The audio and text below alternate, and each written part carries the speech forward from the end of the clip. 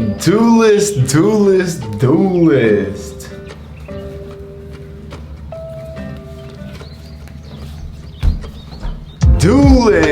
Welcome back, everybody, to the 401 TCG channel. It is your boy Milano, and I'm back fresh off of the Montreal top 8, which I did with my Bee Trooper, Insect Brave DPE strategy.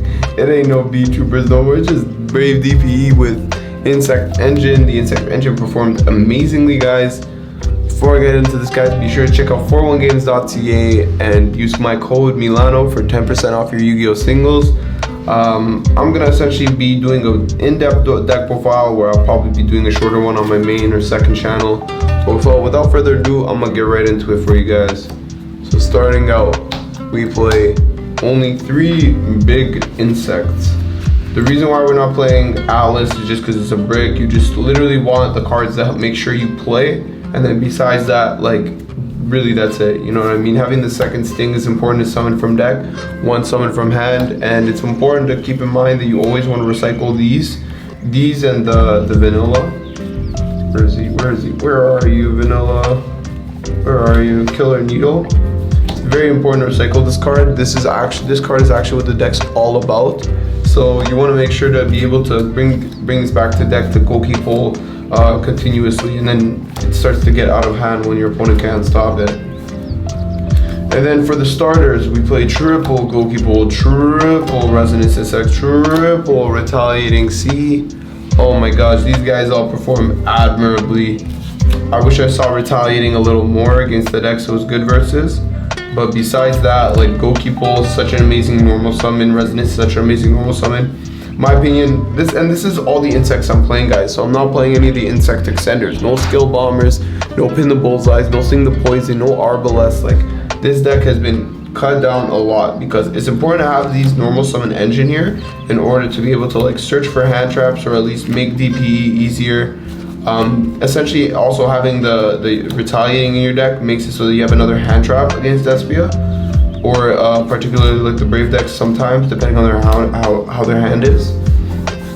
But besides that, I mean, these guys perform admirably.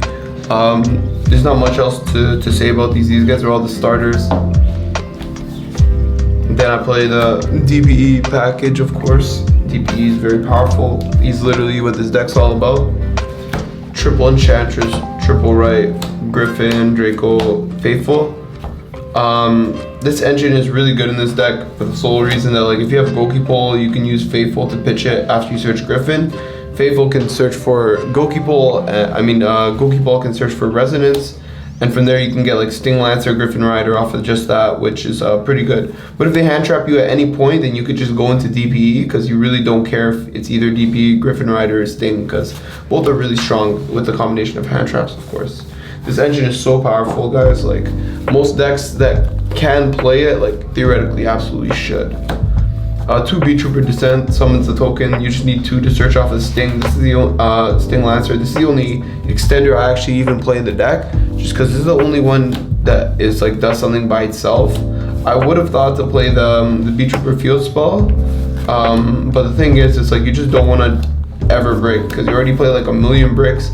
That's why all the insect cards were like cut super heavily. Like, I didn't play most of the cards I really wanted to, but it was only just because they always sacrifice consistency, and I wanted my deck to be absolutely as consistent as possible. Foolish Goldsark. Goldsark starts the insect combo by, well, not combo, but it just starts you playing with your insects by banishing resonance, some goalkeep hole, add resonance, and then Foolish Burial can dump goalkeep hole or the Enchantress, which is pretty good. Then I play double Fusion Destiny because that guy DP is just so broken. I honestly drew this like a fair bit. Can't even cap about that. Then I played triple Ash Blossom, triple Infinite Impermanence, triple Droll. I was borrowing this one, guys, excuse-moi.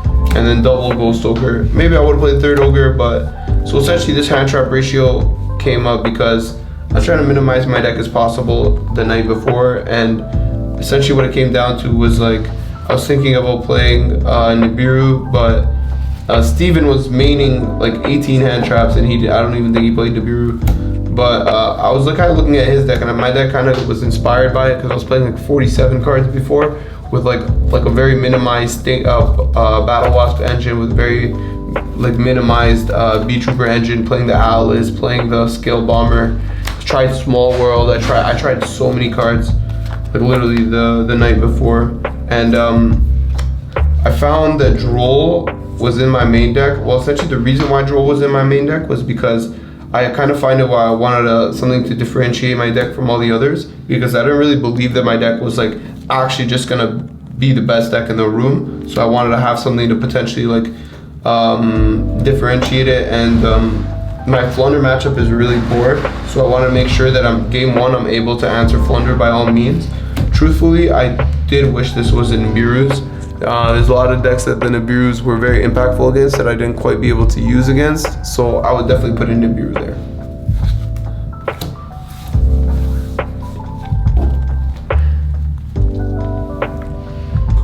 Alright, so we'll move to the extra deck now. Come on. 3 Yusei tokens. Going fast makes me feel alive. My heart beats in hyperdrive. Let's go.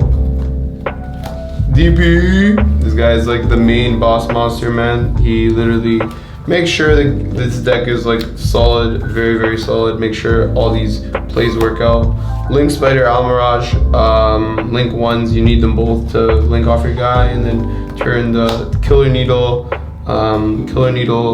a right token as well as Descent into this, because you want to make them off of you want to make Verte and Access Code. And honestly, I would like to play the second Spider and the second Verte after today. I mean after the weekend. So then I play the 2 Armor Horn, 2 Pico. I would cut 1 Pico for the Verte or Link Spider, and I would cut the Hulk for the other one, because I feel like you do already have enough to do insect combo like this. Like the only reason you need the second Babylon is because you need the link off to turn these guys into no restrictions. You want to essentially take off your restrictions to be able to go Access Code or Apple or whatever the case is. Like I don't think the second Pico really came up, but theoretically it's supposed to help me grind. Nightmare Unicorn, I think I made it like once or twice. Apple, Access Code, and Atlas, these guys are all mandatory. Apple put in heavy work. I made this card a lot.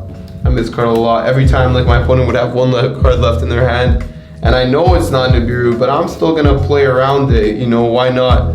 So, you know, I make Apple loose up, put game on board, and then feel super comfortable with just entering battle phase and swing. I'm not losing to no type of Nibiru today. I didn't lose to really any Nibiru too hard. I was playing around it pretty well all weekend. So Harpies and Twin. I think I did not respect back row enough. I only played these 4 cards for back row, and the problem is that when I played against Ryan, like I just didn't have enough cards that dealt with the Eldritch cards while still like being able to work against the Despias. I mean the Albaz, but it was just a really difficult matchup. So I would definitely like play like Cosmics or Red Reboot or something along the lines. Then I played 3 Anti-Spell. Anti-Spell worked out really good for me. It was like the best going first Floodgate in theory. And it came up a fair bit against Prank Kids, against all the other decks, because it just simplifies their game even if they can play through it without using spells. Like every deck plays like a lot of strong spells right now. Like I wouldn't side this against Sword Soul obviously, but something along the lines, you know what I mean? Like just like all the mid-range decks. Triple Nibiru, which I kind of wish I mained.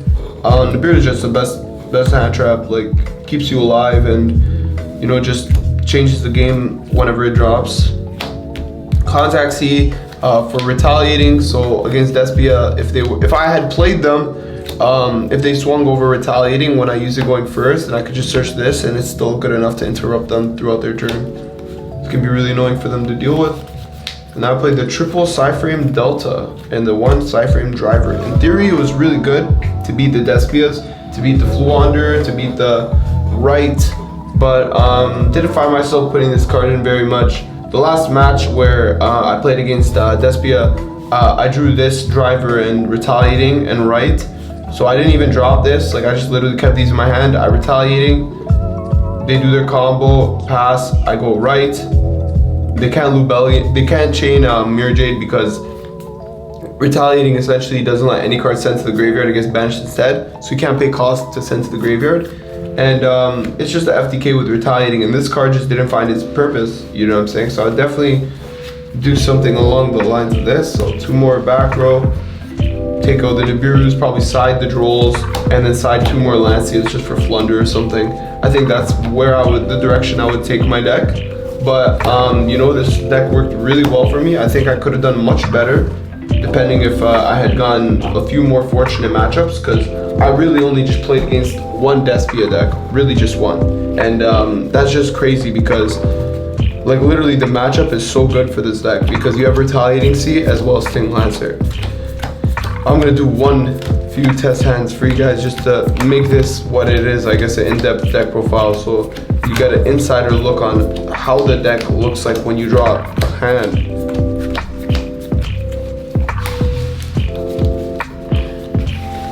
But Montreal, guys, was such a fun event. I'm so excited to go to the upcoming regionals, and hopefully if there's any YCSs that are convenient to go to, I would absolutely love to go, but I don't think I'll be going to Hartford just because there's so many events in this area, and next month I'm gonna be super busy.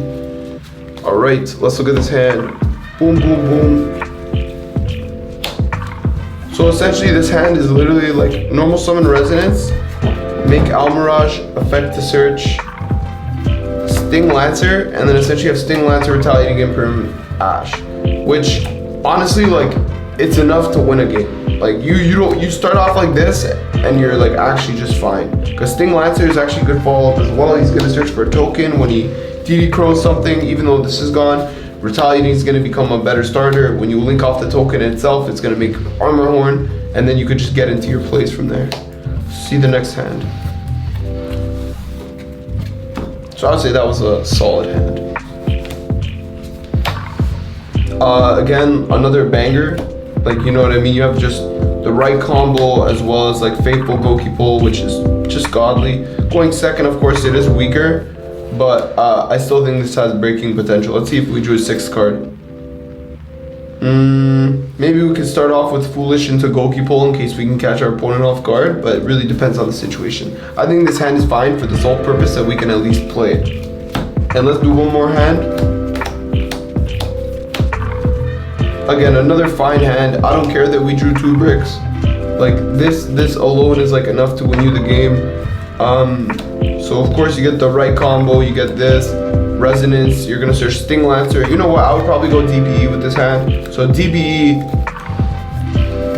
yeah, you can actually drop this. So you can go DBE, Sting Lancer in hand, as well as Griffin, which is you know, that's a solid board. It's gonna give you so much follow-up, draw for turn, draw for Celestial. Like I think this deck would perform really well, guys, and it's honestly so much fun. I'm really proud of how my B Troopers has worked out today. I mean, well, this weekend. But anyways, guys, thank you so much for watching this in-depth B Trooper deck profile. It has been your boy Milano signing out. Thank you all for meeting me. Thank you to everybody I met. It was a great time. Peace.